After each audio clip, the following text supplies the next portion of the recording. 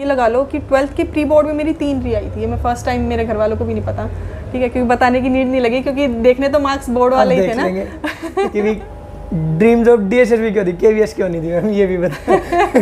ये बहुत बच्चे पूछेंगे सर डीएसएसबी अच्छा है केवीएस अच्छा है, तो इसका आंसर आप बाद में। सबसे बड़ी गलती सर बच्चे ये करते हैं, अगर आपके 15 मार्क्स सब में आ रहे हैं और जीएस में आपके 2 नंबर आ रहे हैं मान लो, तो बच्चे क्या करते हैं उस 15 वाले पे फोकस करते हैं, बल्कि जो मार्जिन जो है आपका अच्छा वो जीएस में हो सकता है। हाँ, बिकॉज 2 नंबर से 10 नंबर 12 नंबर लेके जाना आसान है, 15 से 17 करना बहुत मुश्किल हो जाता है। फर्स्ट पेपर की तो की यही है, बेस बनाओ, प्रीवियस ईयर एनालाइज करो, 60+ मार्क्स पाओ। हेलो एवरीवन, तो स्वागत है भाई आप सबका एक नई वीडियो में। आज हमारे साथ हैं विनीता मैम, जिनका अभी डीएसएसबी टीजीटी इंग्लिश में सिलेक्शन हुआ है। तो एक बार मैम से ही पूछ लेते हैं। मैम एक बार अपने बारे में प्लीज़ बता दीजिए थोड़ा सा। हेलो एवरीवन, मेरा नाम विनीता है और रिसेंटली मेरा डीएसएसबी टीजीटी इंग्लिश में सिलेक्शन हुआ है 116.5 मार्क्स से। वैसे मेरा सर जनरल से सिलेक्शन हुआ है। वैसे मैं दिल्ली ओबीसी से अब मैंने अप्लाई किया था फॉर्म। जो फर्स्ट कट ऑफ थी ओबीसी की वो 80 पे थी और जनरल की 104 पे, और जो फाइनल कट ऑफ है वो अब जनरल की 113 समथिंग है, तो मेरा इसलिए जनरल से हो गया है। तो एक क्वेश्चन जो सभी बच्चे अभी जो डीएसएसबी पीआरटी की भी रिजल्ट आया था, तो उसमें कुछ बच्चों के 159 160 के आसपास आए हैं। तो ये फाइनल कट ऑफ नहीं है, जैसा मैम भी बता रहे हैं, पहले इनकी कट ऑफ 100 कितनी मैम 104 थी जनरल। हाँ, तो बाद में वो इंक्रीज हो गए 113 पे चली गई। तो ऐसे ही बच्चे ज़्यादा बुलाए जाते हैं ताकि उनमें से फिल्टर आउट होते रहें।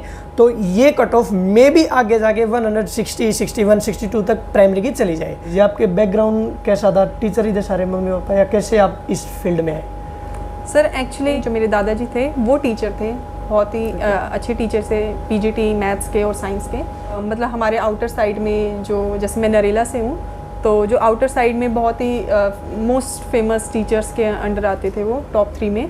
और उन्होंने अपने टाइम पे रेडियो वगैरह पे भी पढ़ाया था, और जिन्होंने दिल्ली में टॉप किया था उनको भी पढ़ाया था उस टाइम पे। तो वहाँ से भी एक इंस्पिरेशन थी स्टार्टिंग से ही। आप टॉपर रहे हो क्लास के? बिल्कुल भी नहीं। मतलब 10th में तो मेरे 59.4% थे, और फादर ने, मतलब एक्सपेक्टेशन सर इतनी कम थी कि फादर ने कह दिया था कि अगर तेरे 60% आएंगे तो तेरे को गिफ्ट मिलेगा, स्कूटी मिलेगी 60% आने पे। उम्मीदें ये थी कि शायद इसकी 60 ना आ पाए तो गिफ्ट भी रह जाएगा, वो एक होता है ना, और आ गए तो मिल भी जाएगा, मार्क्स आए हैं तो। तो मेरे 0.6 से मैं रह गई स्कूटी मिलते मिलते। और 12th में 52% थे। मतलब बैकग्राउंड ऐसा था कि पेरेंट्स ने बहुत मेहनत की थी हमारे ऊपर। वो होता है ना कि इनकम सोर्स 10,000 है, अगर सैलरी 10,000 है तो 9,000 वाले स्कूल में करा देंगे हम अपने बच्चों को। हमारे आउटर में जो टॉप पे थे उनमें से एक में मेरे पेरेंट्स ने करा दिया था। फादर मुझे पढ़ाते थे और मम्मी भाई को पढ़ाती थी, और जब मेरे फादर थोड़ा सा सो जाते थे और मेरा पढ़ाई फिर भी रह जाती तो मम्मी कंटिन्यू करती थी। लेकिन फिर एकदम ड्रास्टिक चेंज की, टीचिंग लाइन में आ गए आप पे, तो वो शिफ्ट कैसे हुआ? और आज आप जब पीछे मुड़ के देखते हो कि तब मेरे 60% नंबर आए थे, तो डर लगता है? सर पेरेंट्स तो देखो सबके ही चाहते हैं कि उनका बच्चा अच्छा करे, पर बच्चों को उस टाइम पे नहीं पता होता कि पढ़ाई की क्या वैल्यू है और आगे कितना स्ट्रगल है। वो मुझे तब पता चला जब मैं कॉलेज के, मतलब ये लगा लो कि 12th के प्री बोर्ड में मेरी 3 री आई थी। ये मैं फर्स्ट टाइम, मेरे घर वालों को भी नहीं पता, ठीक है, क्योंकि बताने की नीड नहीं लगी, क्योंकि देखने तो मार्क्स बोर्ड वाले ही थे ना। जो बीएड थी, पहले मेरे को एमए करनी थी, ठीक है। फिर मेरे भाई बोला तू एमए बाद में करियो, पहले तू बीएड कर। तो मैंने सोचा चलो ठीक है, 2 साल का कोर्स है, 1-2 साल का हो जाएगा। तो मैंने पहले बीएड कर ली कि फटफट इसको करके और फिर अपनी एमए इंग्लिश कर लूँगी मैं। फर्स्ट जो कॉलेज का मेरा फर्स्ट ईयर था ग्रेजुएशन का, उसमें मेरे फ्रेंड्स बड़े अच्छे इंटेलिजेंट थे, जो कि मुझे नहीं पता था। तो क्योंकि जब एग्ज़ाम होता है तब आपको पता चलता है। ईयर का रिजल्ट आया, मेरे सारे फ्रेंड्स स्टेज पे थे अवार्ड्स लेने के लिए, and I was clapping in the audience, ठीक है। सो वो चीज़ मुझे बड़ी फील हुई कि या तो किसी को टॉप आने का मिल रहा है या किसी को सब्जेक्ट में टॉप करने का मिल रहा है, और मैं कहीं भी स्टैंड नहीं कर रही थी। सो उस टाइम पे मुझे फील हुआ कि, और उसके बाद मैंने अपने फ्रेंड से पूछा कि आप सब तैयारी कैसे करते हो। तो उन्होंने मुझे बताया कि हम 1 महीने पहले ऐसे अपने सेल्फ नोट्स बनाते हैं, उन्हें याद करते हैं और ऐसे करते हैं। सेकेंड सेमेस्टर में जब मैंने वो चीज़ कंटिन्यू की, मेरे को रिजल्ट दिखा, मुझे अच्छा फील हुआ और मैंने उस चीज़ को कंटिन्यू रखा। फिर मेरे बीएड में 70% आए। फिर मेरे एमए में मैंने टॉप किया, यूनिवर्सिटी रैंक मेरी 10th आई। फिर उसके बाद सर ये हुआ कि जो मेरी जर्नी थी उसमें जो लड़की 3rd आती थी उसका पीआरटी हो गया था। एमए में, जो थर्ड आती थी और मैं फर्स्ट आती थी। मेरा एग्ज़ाम रह गया था 2018 में। 18 में केवीएस DSSB पीजीटी में दे सकती थी। टीजीटी का ही मेरा फर्स्ट अटैम्प्ट था क्योंकि मेरा तब तक सीटेट नहीं हुआ था। क्या अब जो आपने एग्ज़ाम दिया है ये DSSB का, ये आपका पहला ही एग्ज़ाम था या आपने इससे पहले किसी और का जैसे KVS NVS इनके भी एग्ज़ाम दिए हैं? सर एग्ज़ाम्स मैंने दिए थे। ड्रीम जॉब मेरी DSSB थी। मुझे पता था जब मैं पीजीटी का पेपर दे रही थी कि मुझसे नहीं होगा। हाँ, एक ये क्वेश्चन और, ड्रीम जॉब DSSB क्यों दी, KVS क्यों नहीं दी मैम, ये भी बता। ये बहुत बच्चे पूछेंगे सर DSSB अच्छा है KVS अच्छा है, तो इसका आंसर आप बाद में दे सकते हो। मैंने DSSB का पीजीटी का मेरा फर्स्ट अटैम्प्ट था 2018 में। हाँ जी। मेहनत बहुत ज़्यादा की थी पर पता चला कि मेहनत गलत थी। ठीक है, एक वो होता है ना कि मजदूर भी मेहनत करता है पर वो कमाता कम है। हाँ जी। ठीक है, तो वही चीज़ हो गई थी। मेहनत मैंने 2018 में अब की बार से भी ज़्यादा की थी, लेकिन मुझे ये नहीं पता था कि पढ़ना क्या था, क्योंकि एकदम से उसी टाइम पे नया पैटर्न आया था ऑनलाइन का। और सबसे फर्स्ट पेपर पीजीटी इंग्लिश का था 2 जुलाई को। मेरे बेस्ट फ्रेंड्स की सबकी जॉब लगी थी पीआरटी में 2018 में, ओनली आई वाज लेफ्ट। तो मेरे को ये हो गया था कि मुझे अब अपनी चीज़ों पे काम करना था। मेरे को सबसे पहले अपना सीटेट क्लियर करना था टीजीटी के लिए एलिजिबल होने के लिए, क्योंकि मैं केवीएस में भी नहीं दे सकती थी क्योंकि 3 साल चाहिए होते थे टीजीटी इंग्लिश के लिए। 3 साल वो सब्जेक्ट पढ़ा होना चाहिए। मेरा 2 साल ही था। तो मैंने 2019 में अपनी सीटेट क्लियर करी सबसे पहले। 2020 में सर मैंने अपने आप को ऑब्जर्व किया। कुछ 19 में कुछ अप्स एंड डाउन्स भी थे जो फैमिलीज़ में चलते रहते हैं, हेल्थ इश्यूज एंड ऑल। तो 2020 में मैंने 1 जनवरी से मैं लग गई थी। न्यू ईयर से मैंने रेजोल्यूशन ले लिया था कि अब मुझे अपनी कमियों पे काम करना है, क्योंकि फॉर्म निकल गए थे 2020 में पीजीटी में। मेरे मैथ्स वीक है सर, तो मैंने सोचा मैं लर्निंग में अच्छी हूँ तो मैं जीएस पे काम करती हूँ। वो जो मेरे मार्क्स वहाँ पे मैं कितनी भी मेहनत कर लूँ मेरे मैथ्स में कवर नहीं हो रहा है, तो मैं जीएस में ध्यान देती थी। तो मैंने जीएस के अच्छे से नोट्स बनाए, उन्हें करा और करंट अफेयर में इंटरेस्ट आने लग गया, क्योंकि पढ़ा तो पता चला कि अच्छा है, हो रहा है तो इंटरेस्ट भी डेवलप हुआ और रिजल्ट भी दिखा। रिजल्ट अगर दिख रहा है तो मैम फिर और ज़्यादा मोटिवेशन मिलती है इसको और करने के लिए। बिल्कुल। हाँ। तो मैंने 2020 में अपना बेस बहुत स्ट्रॉन्ग करने की कोशिश करी। DSSB का भी पढ़ती थी और साइड बाय साइड मैंने देखा था 2018 में मेरा इसलिए एग्ज़ाम नहीं हुआ था क्योंकि मैंने सुना था SSC वालों का हुआ था। जिन बच्चों का जो बेस था ना, जो SSC से बन गया था हाई लेवल, क्योंकि ऑनलाइन पेपर था फर्स्ट टाइम DSSB का, तो वो लेवल काफ़ी बढ़ चुका था ऑफलाइन और ऑनलाइन से। ठीक है, तो फिर मैंने SSC वाले एग्ज़ाम्स भी दिए। दिल्ली पुलिस का दिया था, वो हो गया था। हाई कोर्ट का दिया था, वो हो गया था। फिर मेरी KVS में एज ए गेस्ट टीचर भी जॉब लग गई थी। KVS में कहाँ में? बवाना।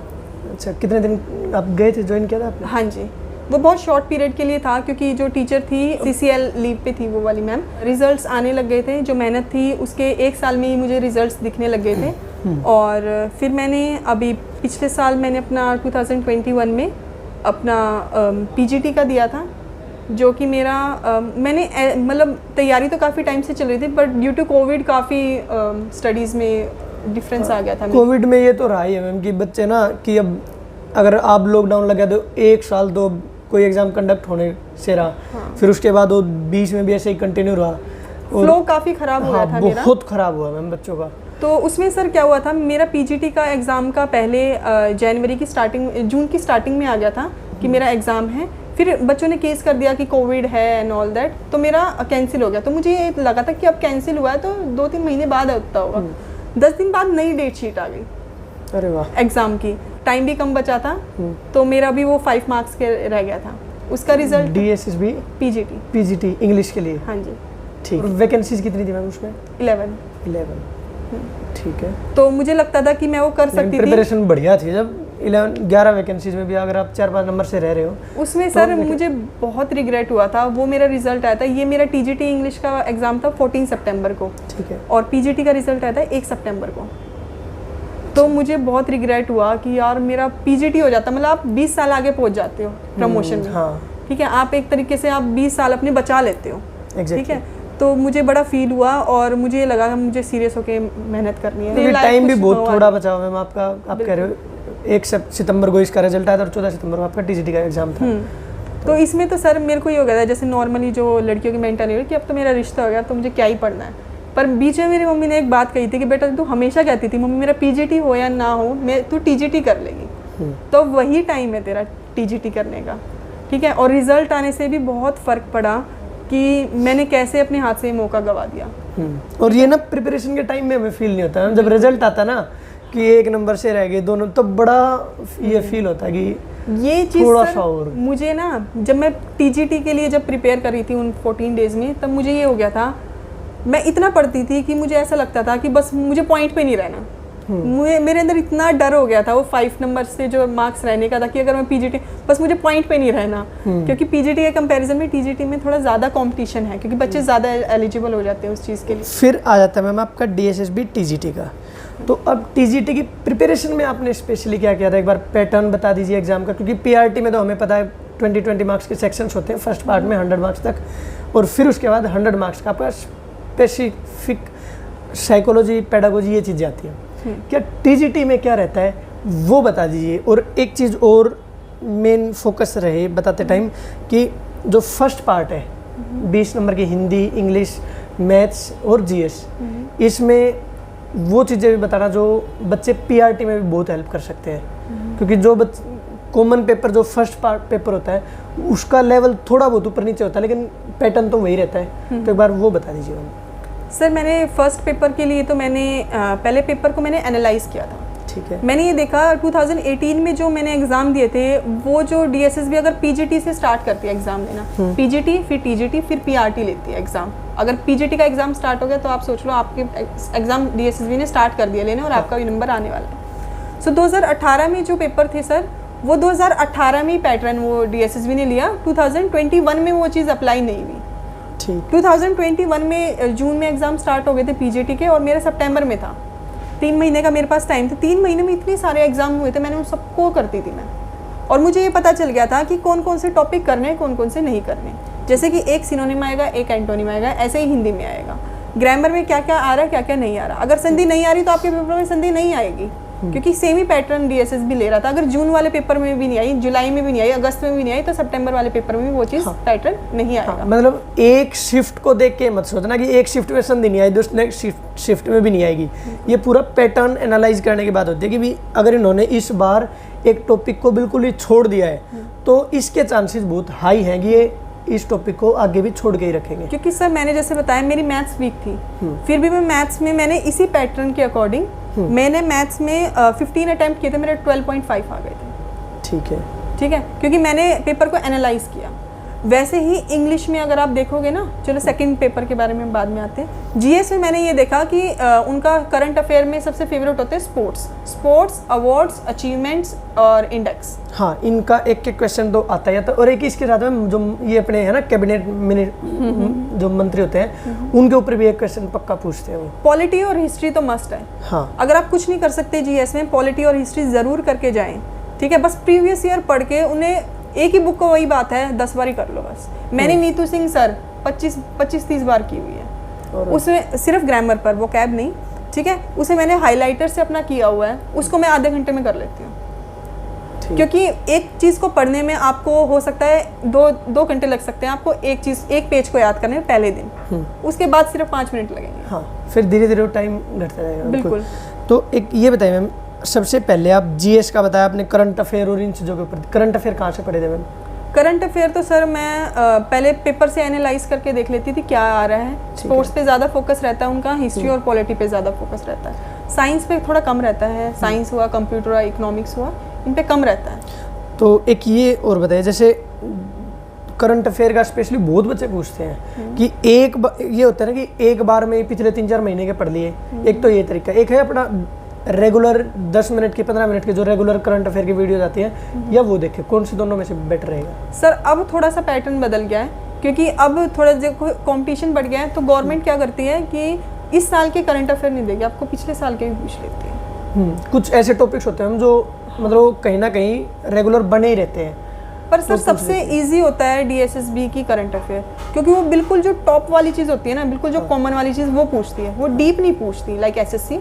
ठीक है, तो वो थोड़ा सा बिल्कुल जो कॉमन चीज़ होती है, जो कि शायद आपने सुनी हो, कहीं देखी हो, अपने फ़ोन में नोटिफिकेशन आया हो, ऐसी चीज़ें पूछती है। हाँ, जैसे इसमें क्या था ना, जीएस पीआरटी में क्या था मैम कि एक के में पूछ लिया 100 का जो नोट होता है उसमें किसकी फोटो होती है, 2000 रुपये की क्या होता है, 500 क्या होता है, मेरे में 10 रुपये की आ गई। Static GK. हाँ मैम, एनसीईआरटी जीएस के लिए जो 20 नंबर का स्पेसिफिक आता है, उसमें एनसीईआरटी पढ़ने की जरूरत है? सर मुझे लगता है कि थोड़ा सा लंबा प्रोसेस रहता है एनसीईआरटी वाला, कि आप पूरी बुक पढ़ोगे, उसमें से आप देखोगे कि क्या आना है क्या नहीं आना। मैंने तो सेल्फ नोट्स बनाए थे, क्योंकि ये चीज़ मुझे, मैं बता रही हूँ, फर्स्ट ईयर से मैंने थोड़ी सी अपने बारे में देखी थी। मुझे खुद पे ज़्यादा विश्वास होता है जब आप खुद लिखते हो चीज़ों को खुद, क्योंकि आप एक बुक में तो वही चीज़ें लिखी होंगी। मैं क्या करती थी, मैंने अपने पहले सेल्फ नोट्स बनाए, यूट्यूब पे से वीडियो देख के बनाए, या जैसे प्रीवियस ईयर देखे। और जैसे मैं कोई भी चीज़, अगर मान लो मैंने मुगल के बारे में अपनी नोट्स में बनाया हुआ है 10 पेजों में, ठीक है, तो मुगल अंपायर के बारे में अगर मुझे ज़रा सा भी कुछ भी मॉक टेस्ट में मिलता था या किसी भी प्रीवियस ईयर बुक में मिलता था, मैं वहीं के वहीं एरो डाल के उस चीज़ को अपने नोट्स में ऐड कर लेती थी, कि मेरे नोट्स जो है एक पूरे कंप्लीट नोट्स हो जाए, उसमें कुछ भी ऐसा ना रहे जो मुझे नहीं है उसमें। अब आप रेडी हो जाओ, बच्चे इसके बाद मांगे मैम अपने नोट्स दे दो हमें, ठीक है ना। तो इसके बारे में भी बता देना मैम आप नोट्स के बारे में। तो ये हो गया जीएस का मैम आपका। सर नोट्स के बारे में एक बात बताना चाहूँगी मैं, कि कभी भी आप नोट्स बनाओ ना, तो ये मत करो पहले मैं पूरा रजिस्टर भर दूँ उसके बाद पढूं। अगर मैं क्या करती थी, अगर मैंने 2 पेज आज लिख लिए अपने, जब मैंने स्टार्ट करा नोट्स बनाना जनवरी 2020 में, तो मैं क्या करती थी, जब तक उन 2 पेज को नहीं याद कर लेती थी अगले दिन आकर, तब तक मैं आगे लिखना स्टार्ट नहीं करती थी। ठीक है। फिर उससे क्या होता था, आपको वो बोझ नहीं लगती। आप ये जो मोटी मोटी बुक्स आप बाजार से ले आते हो, या आप चाहते हो कि मैं अपनी नोट्स दे दूं, मैं तो दे दूंगी, लेकिन वो आपको बोझ लगेंगे। एग्जैक्टली, क्योंकि वो आपको समझ में नहीं आने वाले। वो और किस कॉन्टेक्स्ट में कौन सा फैक्ट किस हिसाब से लिखा, वो आपको पता है, सामने वाले को नहीं पता होगा इस चीज़। बिल्कुल। हिंदी का बता दीजिए, हिंदी के लिए आपने क्या किया था? सर अगर आप बिल्कुल फ्रेशर और आपको डीएसएसबी की तैयारी करनी है, तो आप हिंदी से स्टार्ट करो। हाँ, क्योंकि सबसे इजी है हिंदी, सबसे स्कोरिंग है हिंदी, और तुरंत रिजल्ट मिलेगा। बिल्कुल। इसमें मतलब अगर आपके 15 से 20 के बीच में बहुत आराम से आ सकते हैं। सबसे इजी होती है, और यूट्यूब पे इतनी सारी वीडियोस हैं, आप उन्हें देखो। मैं क्या करती थी, मेरे पास एक बेसिक नोट्स थे जिससे मैं पढ़ती थी।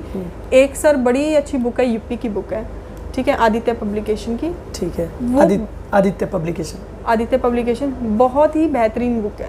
उसमें सारे के सारे यूपी में जितने भी एग्जाम्स में जो भी हिंदी पूछी गई है, क्योंकि यूपी में ज़्यादा पूछी जाती है, तो वो मैंने करी। उसमें एक ही टॉपिक के इतने सारे क्वेश्चंस हैं, 200-300 क्वेश्चंस हैं, उनके प्रैक्टिस लगा के वो एक ही क्वेश्चन। जैसे मुझे भी ये दिक्कत होती थी कि मैम पर्यायवाची शब्द याद नहीं होते थे मुझे हिंदी के, तो मैं क्या करती थी, उसमें बुक में इतनी बार ही वो पर्यायवाची शब्द आते हैं, इतनी बार उनके क्वेश्चंस है कि वो याद हो जाते हैं अपने पढ़ के। जैसे मैं इंग्लिश के लिए जब मैंने प्रिपेयर किया सर, ग्रामर में मैंने ऑब्जर्व किया कि जो एसएससी की बुक से मैंने किया, किरण की ग्रामर, क्योंकि वो काफ़ी मोटी होती है, तो प्रैक्टिस अच्छी हो जाती है। तो मैंने ऑब्जर्व किया कि लिख के एक पेज पे कि सिर्फ मुश्किल से ऐसे 100 रूल्स हैं जो याद करने हैं, क्योंकि पूरी बुक इतनी मोटी बुक होती है, उसमें वो 100 रूल्स ही लिखे होते हैं, पर वो घुमा फिरा के एग्जाम्पल लिख के ऐसे।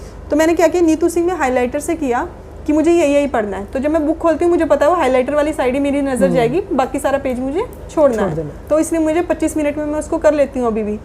और जैसे मैं रूल्स लिखती थी, मैंने एक पेज पे रूल्स लिखे अपने रजिस्टर में, तो मुझे पता चला 100 ही रूल्स है। उसके बाद जो 101 है वो फिर से 1 वाला ही है।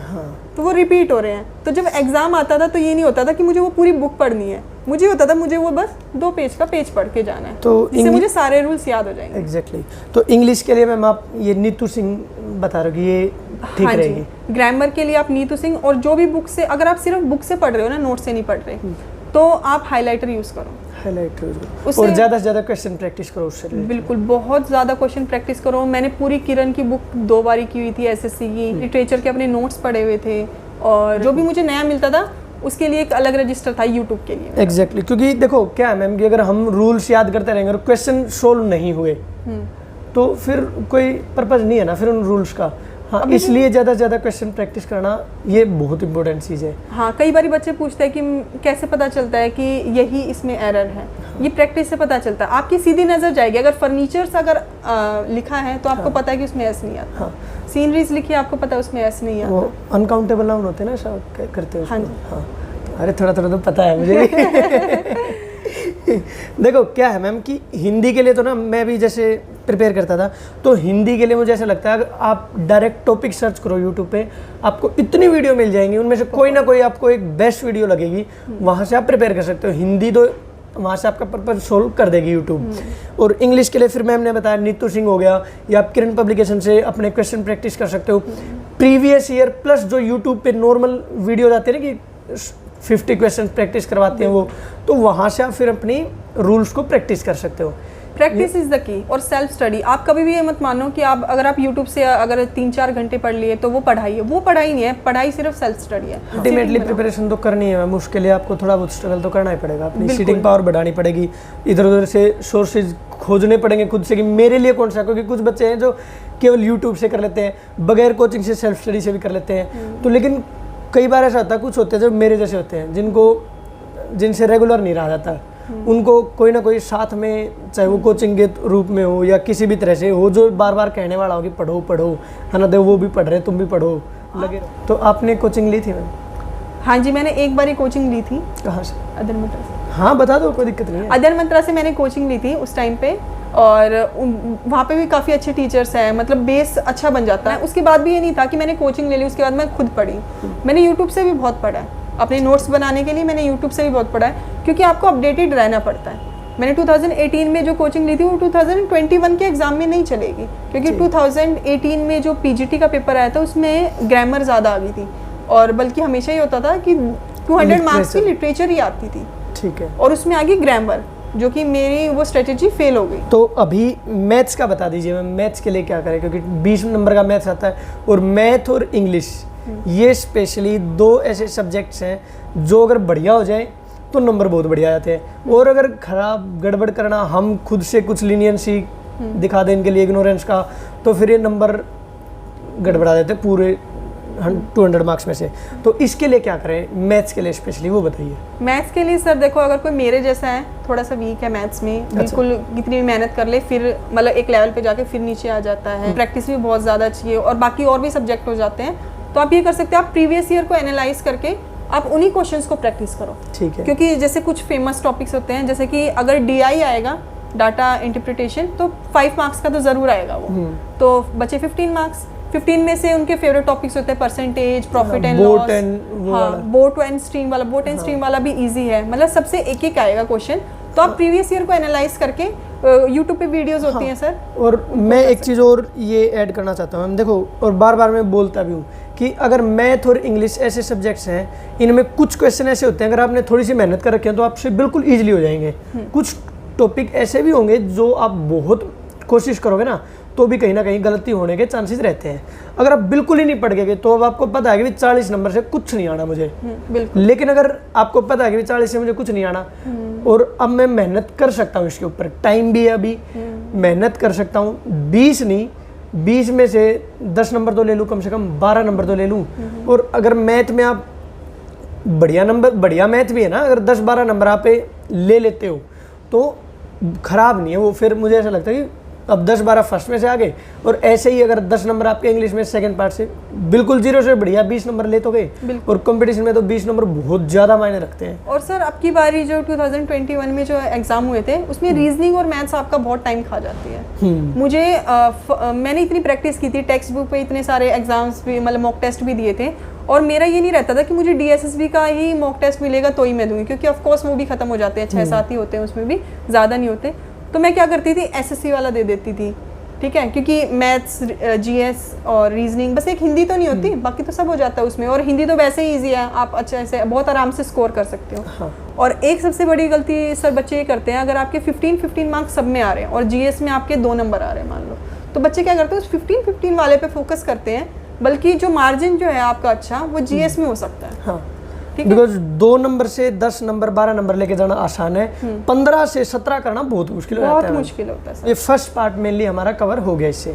अब जो सेकंड पार्ट के बारे में बात करने आएंगे भाई, वो है मेरे एक दोस्त हैं हेमंत, तो DSSB TGT इंग्लिश के लिए और PGT के लिए इंग्लिश के लिए प्रिपेयर कर रहे हैं। तो ये मैम से डाउट पूछेंगे, क्योंकि मैं इतना अगर कोशिश भी करूँगा तो उतना अच्छे से और डीप में नहीं पूछ पाऊंगा मैम। तो हमारे लिए तो आप एक तरह से सोर्स हो, हम आपको जितना एक्सप्लोर कर पाएंगे उतना अच्छा है बच्चों के लिए भी। तो अब जो आपको अपने लिए पूछना हो या आपकी तरफ से ये क्वेश्चन पूछेंगे अब नाउ इट्स। तो मैं मतलब सेकंड पेपर के लिए आपने कैसे प्रिपरेशन की और क्या क्या चीज़ें हैं जो आप बताना चाहोगे, क्योंकि मैं खुद भी एक तैयारी कर रहा हूँ इस चीज़ के लिए। तो ग्रामर कहाँ से की, लिटरेचर कहाँ से की, इस बारे में बताएं आप एक बार। एक्चुअली मैंने लिटरेचर के लिए मैं बताना चाहूँगी कि आपका एक बेस होना चाहिए लिटरेचर के लिए, मतलब सीक्वेंस में आपको सारी चीज़ें पढ़नी चाहिए कि कौन सा पीरियड पहले आता है, फिर कौन सा सेकंड आता है, सबसे इजी इंडियन लिटरेचर है उसके अंदर, ठीक है। मतलब आप एक अपना बेस बना के लिटरेचर का सारी चीज़ों को सीक्वेंस में याद करके, क्योंकि आपको सीक्वेंस में ही होनी चाहिए याद, जी मैम। तभी आपके लिए थोड़ा इजी होगा जब एग्ज़ाम आए एग्ज़ाम में। और उसके बाद आप एक चीज़ कर सकते हो कि आप प्रैक्टिस करो। मैंने कम से कम 3-4 बुक्स ली थी सिर्फ प्रैक्टिस के लिए, क्योंकि ऑनलाइन भी इतना मटेरियल नहीं होता इसका। अगर टेलीग्राम पे आप देख सकते हो PDF वगैरह इसकी, उसकी क्वेश्चंस प्रैक्टिस कर सकते हो। यूट्यूब पे इतना मटेरियल नहीं है उसका इंग्लिश लिटरेचर का। फिर मैंने कुछ स्टैंडर्ड बुक्स का यूज़ किया, जो भी आपको मार्केट में मिले, जो भी सिर्फ प्रैक्टिस वाली। आपने कौन सी बुक ली थी मैम उसके लिए, लिटरेचर के लिए? लिटरेचर के लिए सर जैसे KVS के, TGT PGT इंग्लिश के जो भी एग्ज़ाम्स हुए थे, DSSB के हुए थे, UP में हुए थे। मेरे पास 1999 से लेकर और अब तक जितने भी एग्ज़ाम्स हुए थे नेट के इंग्लिश के, वो मैंने सारे किए थे। मैम जो नेट का एग्ज़ाम है और DSSB TGT इंग्लिश का एग्ज़ाम है, कितना डिफरेंस रहता है मतलब इसके उसमें? सर बहुत डिफरेंस है, क्योंकि नेट यहाँ है, DSSB का लेवल थोड़ा सा डाउन है क्योंकि आप स्कूल के लिए है। और उसका वही है सर, अगर आप यहाँ की तैयारी करोगे तो आपका ये ज़रूर क्लियर होगा। अगर मैं ये सोचूंगी कि मेरे को सिर्फ पास होना है तो 110% में फेल होंगी। मैंने हमेशा ये सोच के पढ़ा कि मुझे टॉप करना है आपकी बार, और मैं हमेशा ये सोचती थी कि यार टॉप पर क्या कर रहा होगा, मेरी तरह सो नहीं रहा होगा, मेरी तरह टाइम वेस्ट नहीं कर रहा होगा। तो जब आप टॉप करने की सोचोगे तो आपका बहुत अच्छा स्कोर आएगा। पर हाँ, राइट स्ट्रेटेजी ज़रूरी है, क्योंकि मेरी रॉन्ग स्ट्रेटेजी की वजह से मेरा 2018 का नहीं हुआ था। सबसे राइट स्ट्रेटेजी यही है, फर्स्ट पेपर में बेसिक आप अपना बेस बनाओ, उसके बाद अपना पेपर एनालाइज करो। आपके 60+ कहीं नहीं गए। कितने मार्क्स आए थे आपके सेकंड पोर्शन में? 65+ आए थे। अच्छा स्कोर था मैम। Thank you. तो आपने मतलब ग्रामर के ऊपर ज़्यादा फोकस किया इस पेपर में, क्योंकि आप बता रहे हो कि ग्रामर भी ज़्यादा थी। अगर लिटरेचर थोड़ा सा टफ आती तो उसके लिए आप प्रिपेयर थे? लिटरेचर हमारे TGT इंग्लिश में थोड़ी सी कम आई थी, ग्रामर ज़्यादा आई थी। ग्रामर आई थी SSC वाली। अब आप ये नहीं सोच सकते अब जो नेक्स्ट एग्जाम होगा कि मुझे भी सेम ही करना है। DSSB ऐसा है, you should left no stone unturn. आपको सब कुछ करना है, आपको लिटरेचर आए ना आए आपको करनी है, क्योंकि हो सकता है इस बार नहीं आई, अगली बार आ जाए। क्योंकि पिछली बार 2018 में लिटरेचर ज़्यादा आई थी, ग्रामर कम आई। अब की बार लिटरेचर कम आई, ग्रामर ज़्यादा आई। सो ऐसा कुछ नहीं हो सकता। आप इंग्लिश के टीचर, आपको ग्रामर भी आनी चाहिए, लिटरेचर भी बिल्कुल आनी चाहिए। तो दोनों ही चीज़ आपको अच्छे से पढ़नी है। मैंने क्या किया था, मैंने फिर से ग्रामर की जो कुछ प्रैक्टिस की बुक, जैसे SSC की किरण बहुत प्रैक्टिस की थी, उसमें बहुत सारे क्वेश्चन सेट्स हैं। क्योंकि कुछ टाइम बाद आप उनको एक पेज पे लिखो, ये देखो क्या क्या रूल्स हैं, उनको करो, उनको बस याद करो। क्योंकि पेपर से 2 दिन पहले आप पूरी बुक नहीं पढ़ सकते, ना आप प्रैक्टिस कर सकते, आप सिर्फ उन रूल्स को पढ़ के जा सकते हो। क्योंकि जैसे जब एग्ज़ाम था तो एक दिन पहले मेल का था, तो मुझे रात को पता चला था जब यूट्यूब पे एनालिसिस आया था कि लिटरेचर तो आई नहीं, और मैं लिटरेचर के रट्टे मार रही हूँ 1 महीने से, और लिटरेचर आई नहीं। अब रातों रात आप कुछ नहीं कर सकते, रातों रात आप उस 2 पेज के रूल्स को पढ़ के जा सकते हो, जो कि मुझे बेनिफिट हुआ। प्रैक्टिस का सर मुझे ये बेनिफिट हुआ कि मैंने वैसे तो बहुत मॉक टेस्ट दिए थे, लेकिन फिर भी मुझे फर्स्ट पेपर अटेम्प्ट करने में 1.5 घंटा लग गया था, और मेरे पास सिर्फ आधा घंटा था सेकंड पेपर को करने का। सेकंड पेपर करने के लिए हाफ एन आवर था आपके लिए? हाफ एन आवर था, जिसमें कि मेरे 30 क्वेश्चन रह भी गए थे। 70 आपने अटेम्प्ट कर लिए 30 मिनट में? हाँ जी। काफ़ी बड़ी बात है। इसका मतलब प्रिपरेशन आपकी काफ़ी सही ट्रैक पे थी। उसमें सर क्या था, देखो ग्रामर होती है, एक तो लिटरेचर आता है तो आपको पता है ये राइटर है, ये इसका वर्क है, आपने टिक किया, आपको पता आप सही हो, जैसे कि मैथ्स में हो जाता है आंसर देखते ही। लेकिन ग्रामर में आप श्योर नहीं होते, वो श्योरिटी आती है जब आप मॉक टेस्ट देते हो।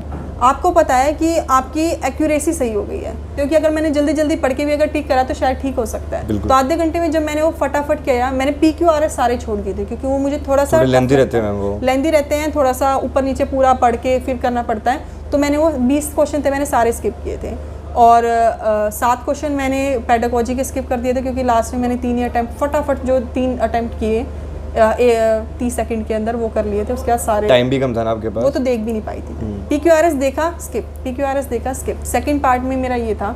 और उसके बाद मेरे फिर भी 55+ आ गए थे। काफ़ी अच्छा स्कोर था। Thank you. वो कैब के लिए मैं आपने कैसे प्रिपरेशन किया? मतलब नॉर्मली SSC की बुक्स पढ़ी, किरण बोल रहे हो आप, और एक बोल रहे थे नीतू सिंह की एक बुक थी, उससे अलग भी कुछ आपने मटेरियल लिया था, नोट्स वगैरह, या आपका कोचिंग सेंटर से कुछ हेल्पफुल रहा हो? मतलब मेन जो था आप उस पर बताइए कि मतलब वो कैब के लिए देखो, ग्रामर के लिए मैंने बता दिया है, नीतू सिंह करो, बेस बनाओ, हाइलाइटर से करो। उसके बाद किरण करो, SSC की प्रैक्टिस सेट लगाओ उसके, किरण वाली बुक के, जिसमें सिर्फ प्रैक्टिस सेट है। Practice is the key. Practice से आपकी देखो टाइम सही होगा। आप 100 क्वेश्चन लगाओ 1 घंटे में, ठीक है, टाइम लगा के। उससे आपका टाइम मैनेजमेंट होगा, एक्यूरेसी बढ़ेगी, आपको खुद पे विश्वास बढ़ेगा, जो कि एग्ज़ाम टाइम पे बहुत काम आएगा, क्योंकि आप प्रेशर में होते हो। आपकी ये जो एक्यूरेसी, और आप ये मत सोचो कि मुझे याद नहीं हुआ। ऐसा मुझे भी लगता था कि बार बार पढ़ लूँ, उस चीज़ को बार बार याद कर लूँ, शायद मुझे याद नहीं है, पर वो सब प्रैक्टिस से सॉल्व हो जाती है, वो सारी चीज़ें सॉल्व हो जाती है। आप प्रैक्टिस 70% प्रैक्टिस, 30% बेस, क्योंकि जब आपको याद हो गया तो वो तो आपकी स्पीड बन गई, वो तो आप इतनी जल्दी याद कर लेते हो। मैं मॉक टेस्ट कहाँ से मतलब आपको मिले थे? डीएसएसबी टीजीटी प्रॉपर इसके लिए, क्योंकि टेक्स्ट बुक पे अगर आप देखते हैं तो मेरे ख्याल से टीजीटी इंग्लिश के तो मॉक टेस्ट है नहीं है ना। तो आपको मॉक टेस्ट मिले कहाँ से, और अगर कोई प्रिपरेशन कर रहा है या मैं भी आगे मेरे लिए हेल्पफुल रहेगा, आप बताएंगे आपको कहाँ से मिले? देखो सर, लिटरेचर के तो कहीं पे भी नहीं है कुछ अच्छी, जो हमारे लिए जो एक स्टैंडर्ड अच्छा होना चाहिए, लिटरेचर के लिए कहीं भी नहीं है। तो लिटरेचर के लिए यही थे, नेट के क्वेश्चंस लगा लिए, पुराने वाले, बहुत पुराने वाले लगाओगे तो उनका लेवल वो डीएसएसबी वाला ही है, जिसमें कि सिर्फ राइटर और वर्क था या कैरेक्टर्स थे जो बिल्कुल बेसिक थे। अभी तो काफ़ी हाई लेवल है, लेकिन आप पिछली बुक्स भी लगा सकते हो। यूट्यूब पे तो नहीं है, गूगल पे इतना मटेरियल है, सिर्फ आप लिख दो, इस एज का नाम लिख दो, एलिजाबेथन एज लिख दो, एंग्लो सेक्शन एज लिख दो, ठीक है। उसके बाद इतने सारे क्वेश्चन आ जाएंगे, आप उन्हें सॉल्व करो और अपना स्टैंडर्ड देख लो कि सिर्फ राइटर, वर्क और उनके कैरेक्टर्स, उनकी थीम, ये इतना इनफ है? इतना इनफ है। आपको जब आप पढ़ोगे ना तब आपको पता चल जाएगा कि क्या रिक्वायरमेंट है, क्या नहीं है, आपका एक स्टैंडर्ड बन जाएगा। और इसमें सबसे मेन चीज़ है, मैंने ग्रामर के लिए ये की थी कि ग्रामर के लिए भी ज़्यादा कुछ था नहीं, तो मैंने सीपीओ का जो मेंस का पेपर होता है ना, मैं वो देती थी, 200 मार्क्स का। उसमें सेम स्टोरी है मैम, मैं भी मतलब सीपीओ का मेंस ही दे रहा हूँ अभी तक, और मतलब 160 के प्लस आ ही जा रहा है उसमें जो मेन पेपर है। क्योंकि सेकंड पेपर में आपकी वोकैब नहीं आती है, बस ग्रामर और लिटरेचर आएगी, वोकैब आपकी फर्स्ट पार्ट में आएगी 20 मार्क्स में। 20 मार्क्स में, उसमें 15 मार्क्स का तो आपका वही 80 पैसेज हो जाता है। 1 antonym, 1 synonym, 1 idiom phrases, 3 marks की वोकैब है। उसमें से आप सबसे पहले ईडम एंड फ्रेजेस से स्टार्ट कर सकते हो, सबसे इजी पार्ट है। वोकैब सेक्शन के लिए बहुत ही अच्छी बुक है BMW की, क्रिस्टोफर की, BMW की। हाँ जी, उसमें ट्रिक्स है, जैसे कि एसिडुअस, ऐसी दुआ लगे कि सब मेहनती हो जाए, तो ऐसे करके उसमें काफ़ी सारे एग्जाम्पल्स हैं जिससे कि आप बहुत ही इजीली वोकैब को याद कर सकते हैं विद ट्रिक। यस, आप भी पढ़ते हैं? पढ़ा था मैम, क्रिस्टोफर से क्लास लिया मैंने। मेरी जो वोकैब में इंटरेस्ट है ना, वो उससे ही डेवलप हुआ है। तो मैम जैसे प्रिपरेशन तो सही आपकी लगी रही थी, सही अच्छी ट्रैक पे है, क्योंकि पीजीटी का एग्जाम आप पहले दे चुके थे। मॉक टेस्ट एग्जाम से कितने टाइम पहले लगाना स्टार्ट करें, ये मुझे लगता है जब आप प्रिपरेशन स्टार्ट करते हो, एक मॉक टेस्ट आपको तब देना चाहिए अपना लेवल देखने के लिए कि अभी आप कहाँ हो, और उसके बाद आपको हफ्ते में एक बार जब आप बेस थोड़ा सा करते हो तो आप हफ्ते में, जैसे अड्डा 247 पे ना छोटे छोटे मॉक टेस्ट है, वो मैं देती थी 10-10 मिनट के, जैसे उसका पेडागोजी वगैरह का था, इंग्लिश का था, एक्टिव पैसिव का था, नरेशन था। आप इंग्लिश ग्रामर जो है वो नरेशन और एक्टिव पैसिव से स्टार्ट कर सकते हो, सबसे ईजिली सॉल्व हो जाते हैं, और एग्जाम में 10-10, 20-20 क्वेश्चन आते हैं उनके। तो पता चलेगा प्रीवियस ईयर अगर आप करेंगे तो वहाँ से आपको पता चलेगा मेन फोकस क्या रहता है एग्जाम में। फर्स्ट पेपर की तो की यही है, बेस बनाओ, प्रीवियस ईयर एनालाइज करो, 60+ मार्क्स का। बिल्कुल सही बात है। और मैम एक्चुअली ना मेरी फर्स्ट पेपर में थोड़ी सी मेरी जो पर्सनल स्ट्रेटेजी है ना, वो मैं आप शेयर करना चाहूँगा इफ़ यू डोंट माइंड। मेरी फर्स्ट पेपर की स्ट्रेटेजी ये रहती है, 20 मार्क्स की रीजनिंग है, कोई भी नॉर्मल होगा तो 15+ ले आएगा। मैथ्स अगर आपका ज़्यादा स्ट्रॉन्ग नहीं है तो 8-10 नंबर अगर आप देखेंगे प्रीवियस ईयर, तो आपको 8-10 नंबर वहाँ से पता चल जाएगा क्या मोस्टली आता है। आप बता रहे DI के बारे में 5 क्वेश्चन आते हैं, वहाँ से कर ही लेते हैं। उसके बाद आती है हिंदी, और 15+ इजीली आप ले आएंगे। मैम ने बताया आदित्य, वहाँ से आप स्टार्ट कर सकते हैं, काफ़ी अच्छी बुक है। या फिर GS पोर्शन का आपने बताया, जो हमारे करंट अफेयर्स होते हैं नॉर्मली आप कर ही लेते हैं, 6, 7, 8 एक थोड़ी स्ट्रेटेजी लेके चलिए कि ना 15 इसमें, GS में इतना। अगर आप 60+ स्कोर कर पा रहे हैं मॉक टेस्ट में तो ये अच्छी बात है। अगर थोड़ा बहुत भी आप एग्जाम में हल्का फुल्का भी अगर थोड़ा सा एंजाइटी या नर्वस हुए तो आप 50 तो ले आएंगे। इसमें सर एक चीज़ होती है, मॉक टेस्ट का ये फायदा होता है कि आपका एक एवरेज निकल जाता है। एवरेज, बिल्कुल सही बात है। जब भी आप मॉक टेस्ट देते हो तो आपका एक एवरेज स्कोर हो जाता है जहाँ पे आप स्टक हो जाते हो। बिल्कुल मैम। तो अगर आपका किसी भी सब्जेक्ट में 12 या 15 के बीच में आ रहा है तो वो सबका आ रहा है, बिल्कुल ठीक है। तो आप ये मानो कि आप काफ़ी भीड़ में हो अभी, जब आपका 15+17, 15 से 17 के बीच में आने लग जाता है तो आप मान सकते हो कि आप थोड़ा सा उसके क्लोज हो।